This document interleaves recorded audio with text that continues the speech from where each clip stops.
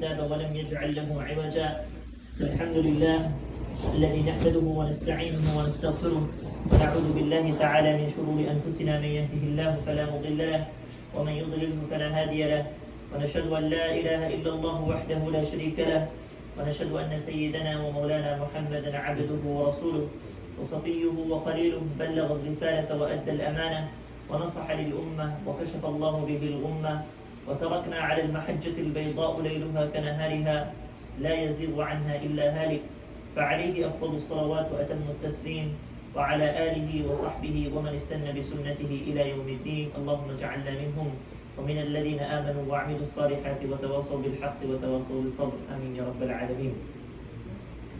The month of May is known to be the month of mental health and awareness.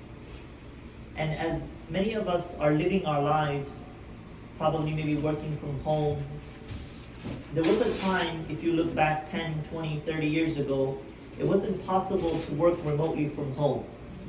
But life has changed, and the advancement of technology has changed our lives. And this has a devastating effect not only on the youth, but also the adults of our time. And I'm referring to social media. It's like a tsunami that has struck us, and it seems as if there is no turning back to this tragedy, or it can also be a blessing at the same time. If you look at the statistics and if you look at the numbers, the average individual spends 2 to 3 hours on a daily basis on their phones. And now due to the pandemic, probably even more, maybe 3 or 4 hours.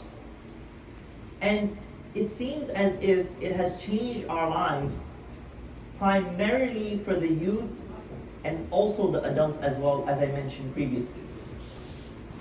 And you look at these different platforms that people are spending their time on.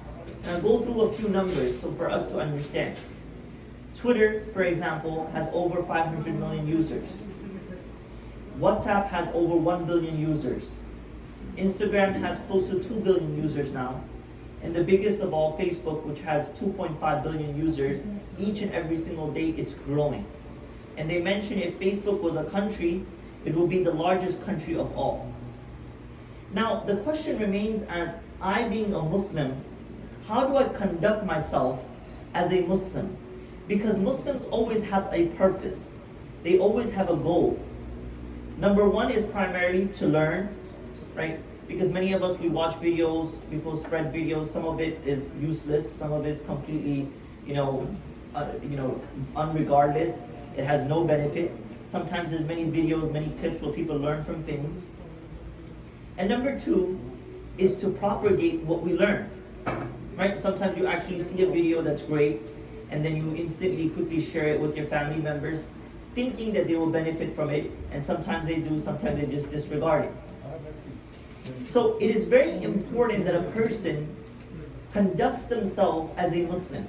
Because at the end of the day, when we talk about this concept of khalwa, of seclusion, when you are with your phone, when you are chatting with someone, when you are text messaging someone, whether on WhatsApp or regular text message, remember that's a form of a khalwa and a private message that you are doing. And ultimately, Allah Azza wa Jal is watching you.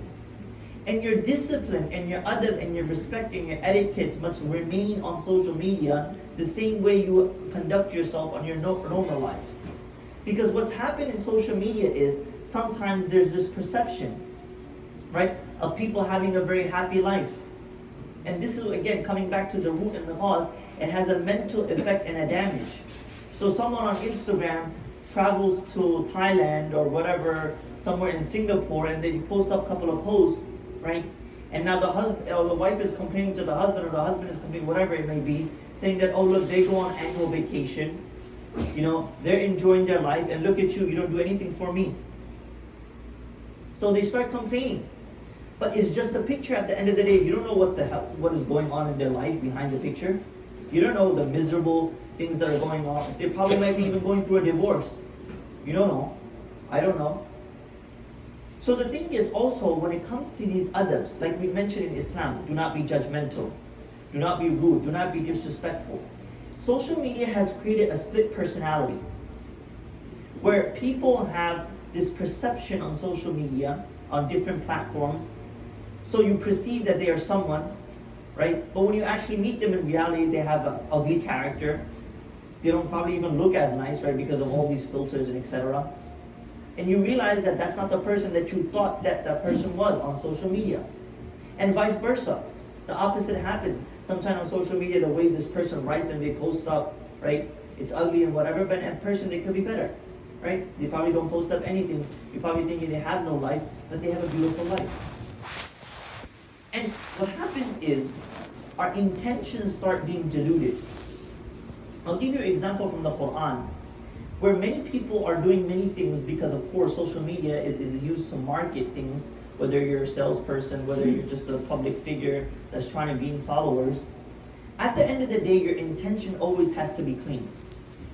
When Ya'qub alayhi salatu wasalam sent his sons, the brothers of Yusuf alayhi salatu wasalam, to Misr, he told all of them, and remember, it wasn't such that only Yusuf alayhi salatu wasalam was only beautiful in his terms of physique and his looks, but also all the other brothers were very handsome, they were very tall, they were light in complexion.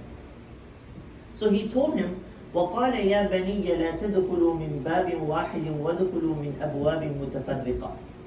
That, oh my son, when you're entering Misr, when you're entering the city, don't use one entrance, don't use one door. Because what will happen is, if you see 12 or 11 individuals walking through one door and tall, good-looking, handsome men that have good physique, then it's going to cause what? A lot of attraction, a lot of attention. So don't do that. وَدَخُلُوا مِنْ بَابٍ مُتَفَرِّقَةٍ. That walk through different entrances. All of you should go through different entrances. It's just like if you have a bunch of females walk through and all of them look beautiful, it's going to turn a lot of eyes. It's just as like that. So he said, do not do that because it will cause a lot of attraction and attention towards you. So what happened in social media is actually what? I want people to see my post. I want people to put likes. And look at how life has changed. Go 15 years back. If I had a diary book, if I had a notebook where I write my personal experiences, and if someone was to touch that, if someone was to go into that, that's invading my privacy. That's being disrespectful to me. But now, I would post up something, and someone would post up something, and they'll say, hey brother, did you look at my post? Did you see what I put up?